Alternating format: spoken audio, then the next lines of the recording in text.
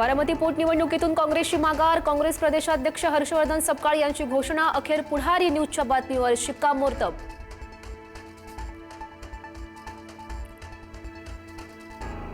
उमेदवार माघारीसाठी सपकाळांना फोनवरून विनंती केली होती। मुख्यमंत्री फडणवीसांची माहिती, तर फडणवीसांच्या विनंतीमुळे नाही तर अजितदादांसाठी माघार घेण्याचा निर्णय, सपकाळांचं स्पष्टीकरण।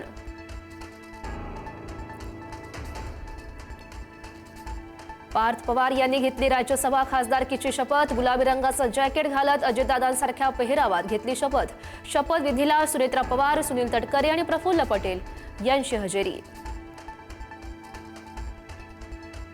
भोंदू अशोक खरातचा कोठडीमधला मुक्काम वाढला, खरातला 5 दिवसांची पोलीस कोठडी, तिसऱ्या गुन्ह्यात अशोक खरातला 13 एप्रिलपर्यंतची पोलीस कोठडी। जमीन खरेदीमध्ये फसवणूक केल्याप्रकरणी खरातसह पत्नीवर गुन्हा, तर श्रीरामपुरातील पत्रकाराला धमकावल्याप्रकरणीही खरातवर गुन्हा दाखल। खरातवर आतापर्यंत एकूण 15 गुन्हे दाखल।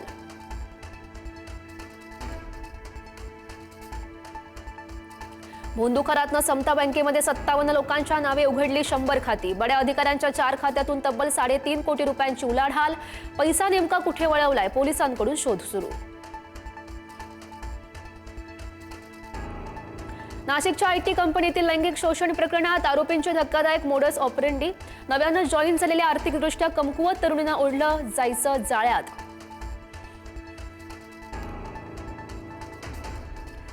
छेडछाडीला कंटाळून अल्पवयीन मुलीची आत्महत्या, बीडच्या केस तालुक्यातील धक्कादायक अशी घटना, गावातील तरुणाने छेड काढल्यानं संपवलं जीवन, आरोपी तरुणावर गुन्हा दाखल।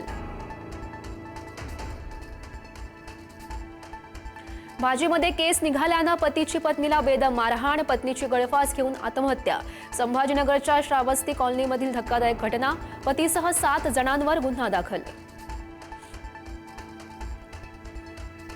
पुणे शहरामध्ये 15% पाणी कपात करण्याचे निर्देश, जलसंपदाचे विभागाचे पुणे महापालिकेला निर्देश, खडकवासलातील पाणी 1 जुलैपर्यंत पुरवण्यासाठी नियोजन करण्याच्या सूचना। इस्रायलच्या बेरूतवरील हल्ल्यानं लेबनॉन हादरलं, 89 जणांचा मृत्यू तर 700 नागरिक यामध्ये जखमी, इस्रायल आणि लेबनॉनमधील संघर्ष आता अधिक रक्तरंजित वळणावर। इराणकडून हॉर्मुझची सामुद्रधुनी पुन्हा बंद, लेबनॉनवरील इस्रायलच्या हल्ल्यानंतर इराणचा हा निर्णय, लेबनॉनमधील अनेक शहरांवर इस्रायलचे हल्ले। युक्रेननं पहिल्यांदाच ड्रोनच्या सहाय्यानं उडवला पूल, ब्रिटिश मेलॉय ड्रोनचा वापर करून रशियाला मोठा धक्का। शस्त्रसंधीच्या घोषणेनंतर सोने चांदीच्या दरात उसळी, सोन्याच्या दरात प्रतितोळा 3,000 रुपयांची तर चांदीच्या दरात प्रति किलो 10,000 रुपयांची वाढ, तर अक्षय तृतीयेच्या मुहूर्तावर सोनं 1,80,000 रुपयांपर्यंत पोहोचण्याची शक्यता। आसाम, केरळ, पाँडिचेरी विधानसभा निवडणुकीसाठी मतदान सुरू, केंद्रीय निवडणूक आयोगाकडून मतदानाची जोरदार तयारी, सकाळपासूनच मतदानासाठी रांगा, संध्याकाळी 5:30 पर्यंत बजावता येणार मतदानाचा हक्क।